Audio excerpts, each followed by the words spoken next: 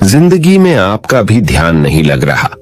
ज्यादा सोचने की वजह से बार बार आपको घबराहट होती है और आपका हृदय भी जोर जोर से धड़कता है और बार बार निगेटिव विचार आपके भी दिमाग में आते हैं।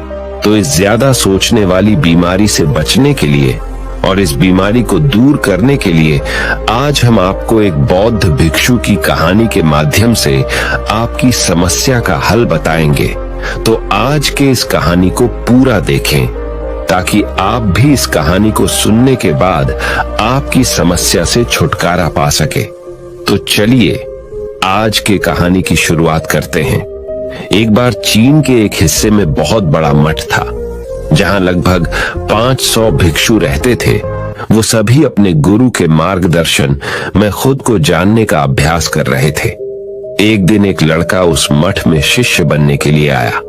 उसने मास्टर से कहा, मास्टर, मैं खुद को जानना चाहता हूं। मैं सच की तलाश कर रहा हूं। मैं पता लगाना चाहता हूं कि सच क्या है।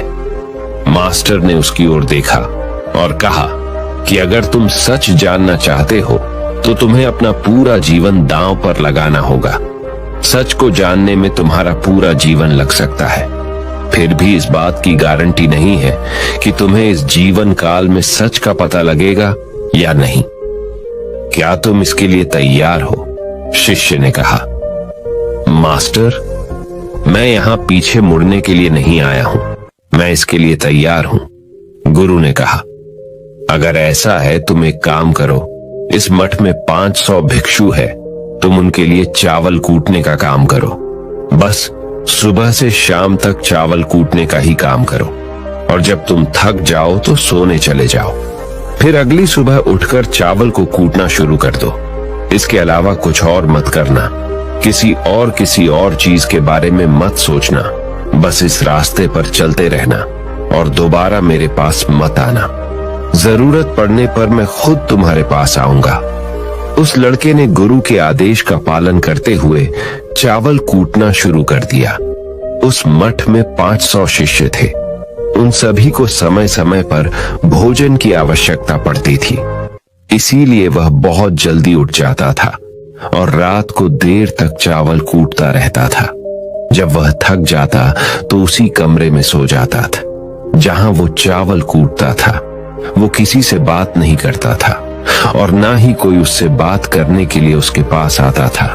कुछ महीनों तक चावल कूटते हुए उसके मन में पुराने विचार आते रहे, लेकिन उन विचारों को कोई नया विषय नहीं मिला तो वह अपने आप ही मिट गए।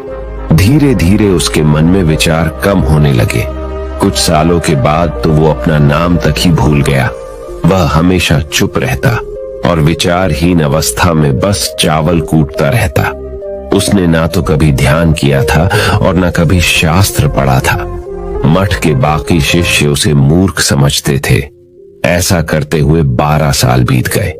12 साल बाद एक दिन मास्टर ने घोषणा की, अब मेरा आखिरी समय आ रहा है और मुझे अपना उत्तराधिकारी चुनना है जो मेरे बाद मठ का मुखिया होगा। इसीलिए मेरा कोई भी शिष्य है जिससे लगता है कि उसे आत्म साक्षात्कार हो गया है और उससे खुद को जान लिया है, तो रात को मेरे दरवाजे के पास आकर इस दीवार पर कुछ पंक्तियां लिखें जिसमें उसकी जिंदगी का सारा अनुभव समाया हो। कई शिष्यों ने ऐसा करने के बारे में सोचा, पर मठ के प्रमुख शिष्यों में से एक ने वहां जाकर कुछ पंक्तियां लिखी। उसे बौद्ध धर्म ग्रंथों का बहुत ज्ञान था। सभी शिष्यों को लगता था कि वो इस मठ का उत्तराधिकारी बन सकता है। उसने लिखा था कि मन एक दर्पण की तरह है जिस पर विचारों और इच्छाओं की धूल जमा हो जाती है। इस धूल को हटाने के लिए ही ध्यान है।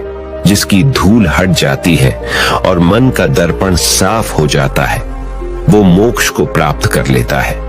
अगली सुबह जब मास्टर उठे और उन्होंने इन पंक्तियों को देखा और उन्होंने कहा कि किस बेवकूफ ने यह सब कचरा मेरी दीवार पर लिखा है। वो शिष्य जिसने यह लिखा था वो चुप रहा। हालांकि उसने जो पंक्तियां लिखी थीं, वो ज्ञान से भरी थीं, लेकिन यह सब किताबी ज्ञान था। वो शिष्य बहुत चालाक था। उसने पंक्तियां लिखी पर उसने नीचे अपने हस्ताक्षर नहीं किए, क्योंकि वो स्वयं इसके बारे में निश्चित नहीं था कि ये सही है या नहीं, क्योंकि उसे आत्म साक्षात्कार नहीं हुआ था। गुरु ने पंक्तियों को पूरी तरह से खारिज कर दिया। ये देखकर सभी हैरान रह गए। ये घटना पूरे मठ में चर्चा का विषय बन गई। इस विषय पर बात करते हुए 2 शिष्य उस शिष्य के पास से गुजरे जो 12 साल पहले यहां आया था और दिन रात चावल कूटता रहता था। दोनों की चर्चा सुनकर वह धीरे से हंस पड़ा। दोनों शिष्य ने उसे पूछा कि तुम क्यों हंस रहे हो? दोनों शिष्य की नजर में यह चावल कूटने वाला तुच्छ ही भिक्षु था। किसी ने उसे ना तो कभी ध्यान करते हुए देखा था, ना ही कभी शास्त्र पढ़ते हुए। हर कोई उसे मूर्ख समझता था, जो बस चावल को ही जानता था। उस मठ में बहुत बड़े बड़े विद्वान थे, लेकिन उस चावल कूटने वाले को किसी से कोई मतलब नहीं था। इसीलिए वह दोनों शिष्य उसे मुस्कुराता हुआ देखकर चकित रह गए। उन्होंने फिर उससे पूछा कि तुम क्यों हंस रहे हो? उसने जवाब दिया, मैं इसीलिए हंसा कि मास्टर सही बोल रहे हैं। यह सब पंक्तियां कचरा है, इन पंक्तियों का कोई मूल्य नहीं है। वो दोनों शिष्य चौंक गए। उन्होंने उसे पूछा कि क्या तुम ऐसी पंक्तियां लिख सकते हो जो इससे भी बेहतर हो? चावल पीसने वाले ने जवाब दिया, नहीं, क्योंकि मैं अनपढ़ हूं, लेकिन हां, मैं कुछ पंक्तियां कह सकता हूं। अगर तुमने उन पंक्तियों को तुम लिख सकते हो तो मैं तुम्हारे साथ जाने के लिए तैयार हूं। उन दोनों शिष्यों ने कहा, ठीक है। वे मास्टर के कमरे के पास गए और चावल कूटने वाले ने कुछ पंक्तियां बोली और दूसरे शिष्य ने उस दीवार पर लिख दिया और उन पंक्तियों के नीचे लिख दिया कि चावल कूटने वाला। उन्हें लगा कि मास्टर इस पर भी गुस्सा करेंगे। जो पंक्तियों उसने लिखने के लिए कहा था बहुत अद्भुत थी और वो पंक्तियां थी, मन तो बस एक का भ्रम है ना, तो मन है, ना ही मन का कोई दर्पण है, और जब मन ही नहीं है तो धूल कहां ठहरेगी। जो ये जानता है वो सच को जान गया। जब गुरु ने ये पंक्तियां देखी तो वे आधी रात को उठे और चावल कूटने वाले के पास गए। वह सो रहा था। मास्टर ने उसे जगाया और कहा कि ये लो, मेरी छड़ी और मेरे वस्त्र ले लो। आज से तुम मेरे उत्तराधिकारी हो, लेकिन इस मठ को छोड़कर कहीं दूर चले जाओ, क्योंकि इस मठ में बहुत सारे विद्वान हैं जो खुद को तुमसे ज्यादा श्रेष्ठ मानते हैं और वो तुम्हें मार देंगे। वो इस बात को बर्दाश्त नहीं कर सकते कि एक साधारण सा चावल कूटने वाला उनसे ज्यादा विद्वान निकला। तुम्हें वह सारा ज्ञान हो गया है जो मुझे है। तुम्हें यह सारा ज्ञान चावल कूटते कूटते हुआ है, और मुझे पता है कि तुम जहां भी जाओगे लोग तुम्हारे पास आने लगेंगे, क्योंकि जब कोई फूल खिलता है तो उसकी महक हर तरफ फैलने लगती है। उसने अपने गुरु के पैर छुए और रात को ही वहां से चला गया। अगर हम अपनी जिंदगी में देखें तो पाएंगे बहुत से लोग सोचते हैं कि ध्यान केवल एक ही जगह बैठकर आंखें बंद कर कर ही किया जा सकता है, लेकिन हकीकत में ऐसा नहीं है। ध्यान तो चलते चलते भी किया जा सकता है। अपना कुछ काम करते हुए भी ध्यान किया जा सकता है। असल में ध्यान का मतलब यह है कि आप जो भी काम कर रहे हैं उसे अपनी शिद्दत से करें कि आपको आपके शरीर का ख्याल भी ना रहे। बिल्कुल उस चावल पीसने वाले की तरह जो चावल कूटने में इतना मग्न हो गया कि उसको खुद का कोई ख्याल ही नहीं रहा। उसने चावल कूटते हुए ही उसने आत्म साक्षात्कार प्राप्त कर लिया। हर समय वर्तमान में रहना और कुछ नहीं सोचना। मन तब तक ही है जब तक विचार है। जब विचार ही नहीं रहेंगे तो मन भी गायब हो जाएगा। जब मन ही नहीं रहेगा तभी तुम अपने आप को अच्छे से जान पाओगे। असल में हमें अपने वास्तविक रूप को जानने के लिए कोई अन्य साधना करने की आवश्यकता नहीं है। हम जो कुछ भी कर रहे हैं बस उसमें हमें पूरी तरह से खो जाने की जरूरत है। अपने काम में इस कदर से लीन हो जाओ कि आपका काम भी ध्यान बन जाए। ज्यादा सोचने वाले लोगों के लिए दूसरी रहस्यमयी कहानी अब हम आपको बताएंगे। तो चलिए कहानी की शुरुआत करते हैं।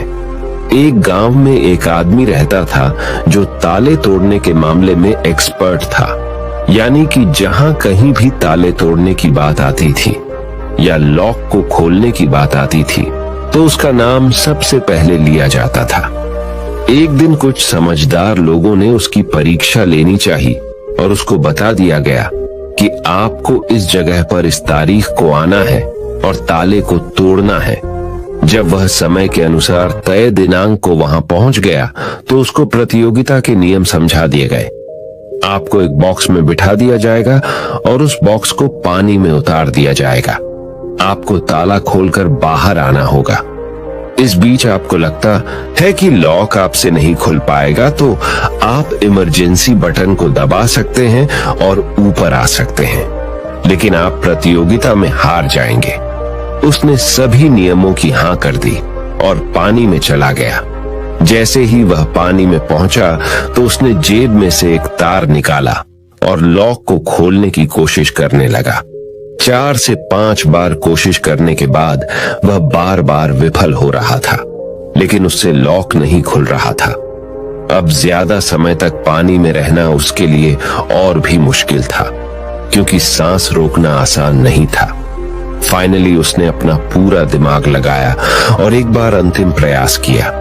वह विफल हुआ और उसने इमरजेंसी बटन दबा दिया। धीरे धीरे ऊपर आने लगा। पानी के ऊपर आए बॉक्स को बाहर निकाला गया और हल्का सा धक्का देकर खोला गया। वह अचंभित हो गया कि एक बार भी मेरे दिमाग में यह ख्याल क्यों नहीं आया कि मैं इसको धक्का देकर खोलूं। हो सकता है कि ये लॉक ही ना हो। तो यही होता है, जब हम भी बहुत ज्यादा सोचते हैं तो इसका खामियाजा हमें भुगतना पड़ता है। कभी कभी ना सोचने से भी जवाब मिल जाता है। इसलिए किसी ने कहा है कि जो कुछ नहीं करते वह कमाल करते हैं। जी हाँ दोस्तों, यह बात बिल्कुल सही है। कभी कभी दिमाग को जब हम शांत रखते हैं और ठंडे दिमाग से सोचने की कोशिश करते हैं तो हमें बेहतर समाधान मिल जाता है। अब हम आपको बताएंगे कि ज्यादा सोचने की यह बीमारी के मुख्य कारण क्या है, जिससे आपको ज्यादा सोचने की बीमारी हो जाती है। अत्यधिक सोच के कुछ मुख्य कारण। पहला कारण, वर्तमान से ज्यादा भूतकाल या भविष्य के बारे में ज्यादा चिंता करना। आप जो काम अभी कर रहे हैं उससे ध्यान हटाकर अपना ध्यान बीते हुए समय या आने वाले समय पर लगाएंगे तो आप ओवर थिंकिंग के शिकार होते जाएंगे। दूसरा कारण, काम का ज्यादा तनाव होना। जब वर्कलोड ज्यादा होता है तो दिमाग भी तेजी से चलने लगता और यह तनाव का रूप ले लेता है और दिमाग में वो विचार भी आने लगते हैं तो काम से संबंध ही नहीं है और लोग ओवर थिंकिंग के शिकार हो जाते हैं। तीसरा कारण, डर का बना रहना। जब व्यक्ति के अंदर डर होता है, जैसे नौकरी छूट जाने का डर, प्रमोशन न होने का डर, काम में असफल हो जाने का डर, पैसे न मिलने या डूब जाने का डर, व्यक्ति इस डर को लेकर कल्पना करता रहता है।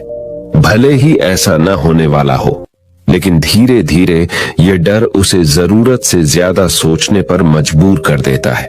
चौथा कारण, कॉन्फिडेंस की कमी। जब व्यक्ति में किसी काम को करने के प्रति उलझन बनी रहती है तो कॉन्फिडेंस कम होता जाता है, जिसके चलते नकारात्मक विचार दिमाग को घेरना शुरू कर देते हैं और व्यक्ति ज्यादा सोचना और चिंता करना शुरू कर देता है। पांचवा कारण, चीजों के बारे में सकारात्मक से ज्यादा नकारात्मक विचार। जब व्यक्ति छोटी छोटी बातों के नकारात्मक पहलू के बारे में ज्यादा सोचना शुरू कर देता है तो धीरे धीरे व्यक्ति ओवर थिंकिंग का शिकार होता जाता है। क्या ओवर थिंकिंग यानी अत्यधिक सोच से छुटकारा पाया जा सकता है? तो इसका जवाब है जी बिल्कुल। ओवर थिंकिंग यानी अत्यधिक सोच से छुटकारा पाया जा सकता है, हालांकि थोड़ा समय लग सकता है, लेकिन यदि आप नीचे दिए स्टेप्स को फॉलो करते हैं तो आप ओवर थिंकिंग की प्रॉब्लम से यकीनन छुटकारा पा सकते हैं। तो आइए जानते हैं कि ओवर थिंकिंग की समस्या से छुटकारा कैसे पाएं। ओवर थिंकिंग यानी अत्यधिक सोच से छुटकारा पाने के उपाय। ये सब जानते हैं कि पहले विचार दिमाग में आता है, फिर वो क्रिया का रूप लेता है। हमें कोई भी काम सोच समझकर करना बहुत जरूरी है, पर किसी काम को लेकर जरूरत से ज्यादा सोचना और वो बातें भी सोचना जो काम से संबंधित नहीं है, आपको और आपके काम दोनों को नुकसान पहुंचाता है। तो थिंकिंग प्रॉब्लम नहीं है, बल्कि ओवर थिंकिंग प्रॉब्लम है और इसे कम करना जरूरी है। तो आइए जानते हैं ओवर थिंकिंग यानी अत्यधिक सोच से छुटकारा या कम करने के उपायों का। पहला उपाय, स्वीकार करें कि आप जरूरत से ज्यादा सोचते हैं। इस बात को मन से स्वीकार करें कि आप ज्यादा सोचते हैं और आपको ऐसा नहीं करना है। जब आप इस बात को स्वीकार कर लेंगे तो आप इससे छुटकारा पाने के लिए अपने आप को तैयार कर लेंगे। आप ओवर थिंकिंग को लेकर जागरूक हो जाएंगे।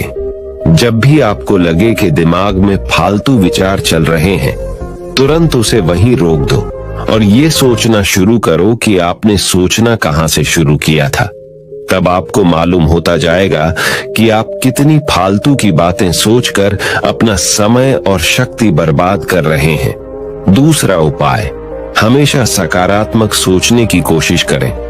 क्या गलत हो सकता है कि जगह क्या अच्छा हो सकता है। सोचें।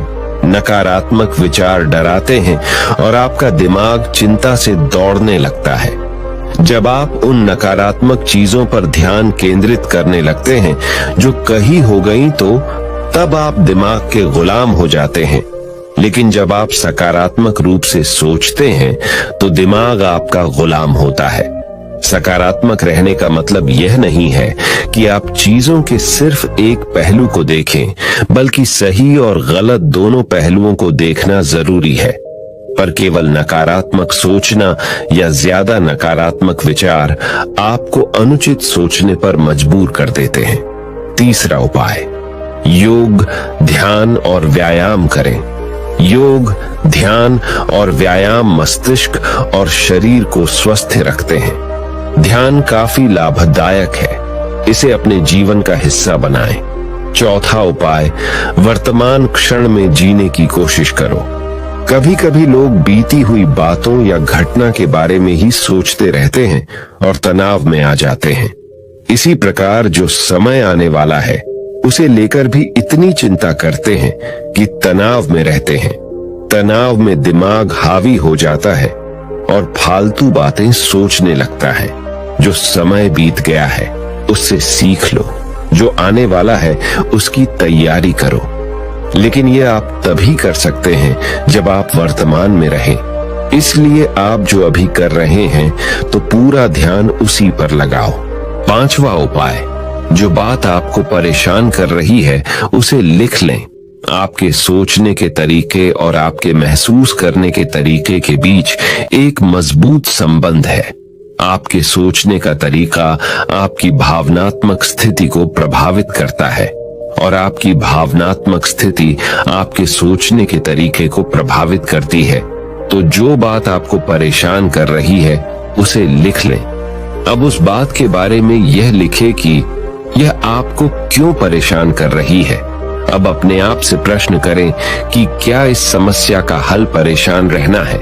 यदि नहीं तो उसका हल ढूंढे, और यही इसका कोई हल नहीं है तो परेशान रहने और सोचते रहने से क्या होगा।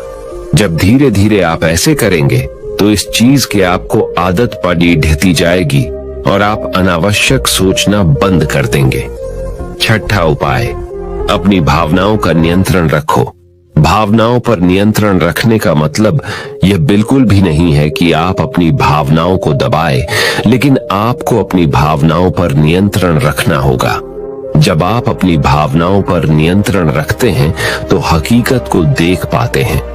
अनियंत्रित भावनाएं दिमागी विचारों को बेफजूल गति प्रदान करती हैं। सातवां उपाय, चिंता नहीं चिंतन करें। चिंता ओवर थिंकिंग को जन्म देती है और चिंतन क्रिएटिविटी को जन्म देता है।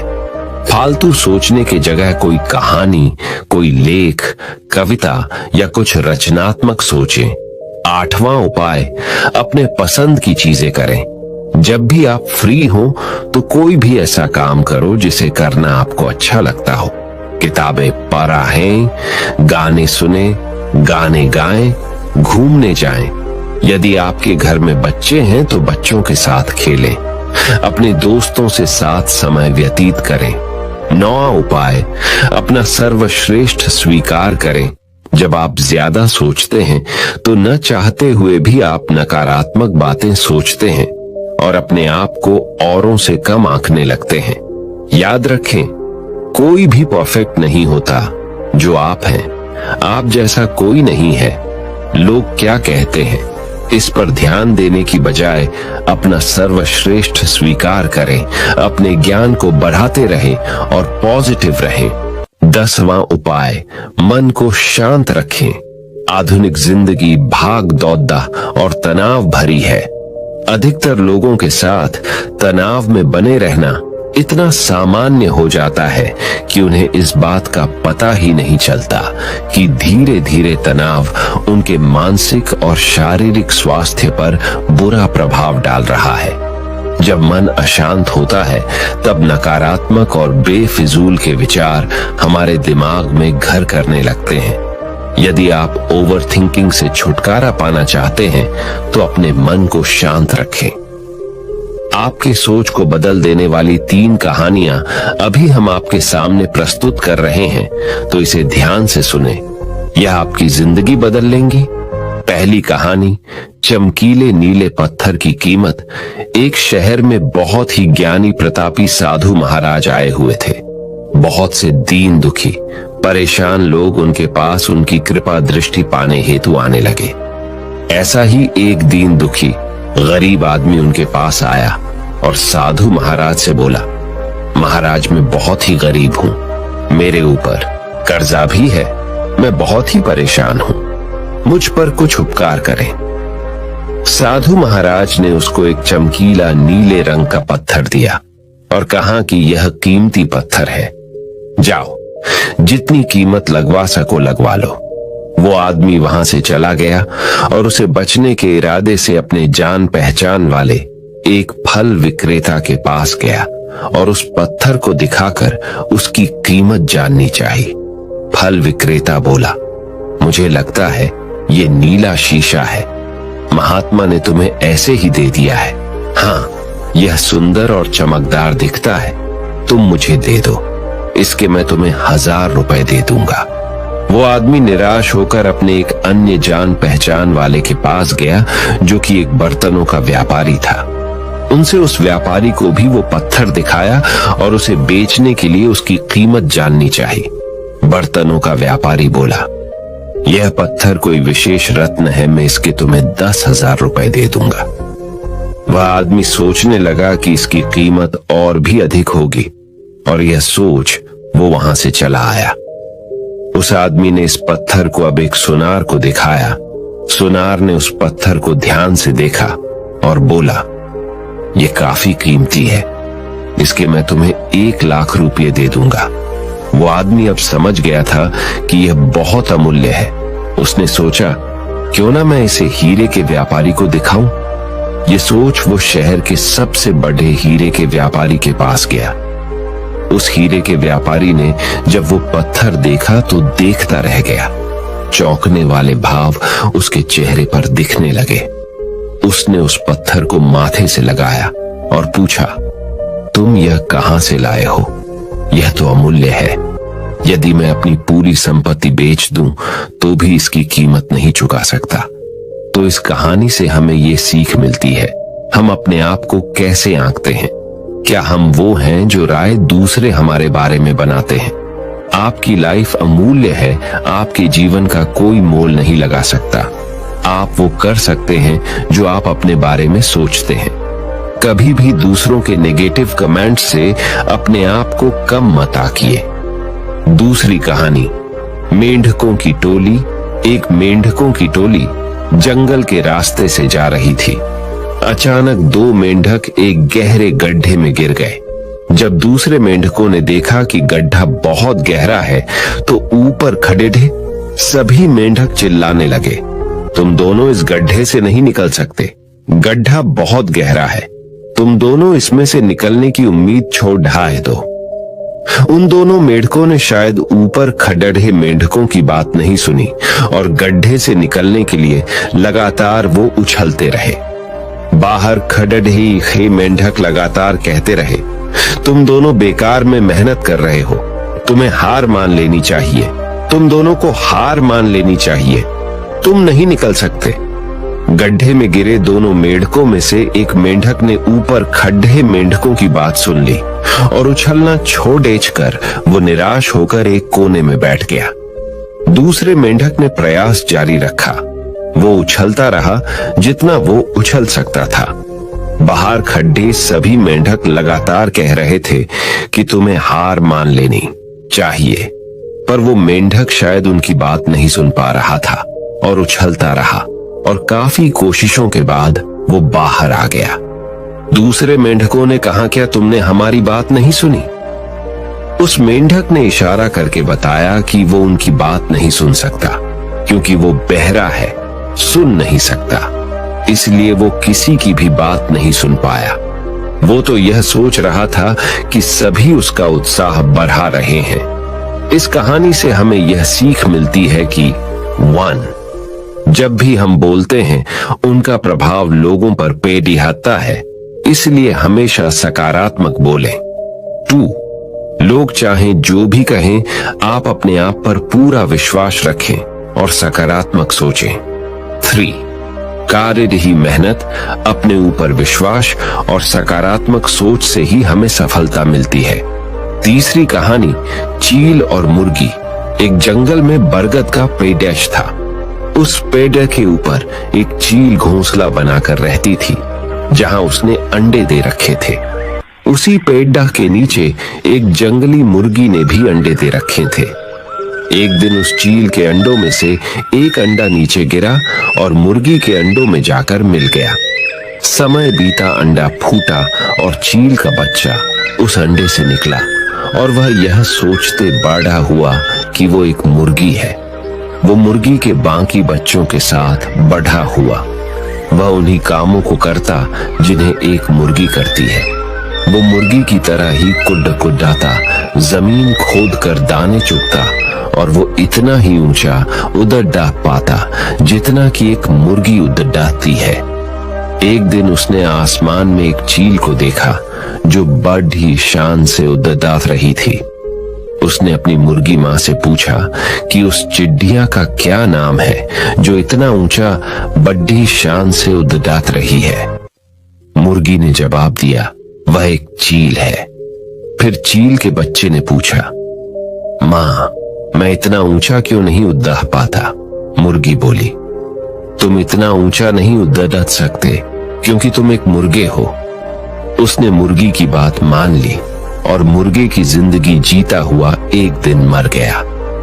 इस कहानी से हमें यह सीख मिलती है कि जो भी हम सोचते हैं या कुछ नया करने की कोशिश करते हैं तो दूसरे हमें यह कहकर रोकते हैं कि तुम ऐसा नहीं कर सकते, ऐसा नहीं हो सकता, और हम अपना इरादा यह सोचकर बदल लेते हैं कि वाकई मैं यह नहीं कर सकता और हार मान लेते हैं।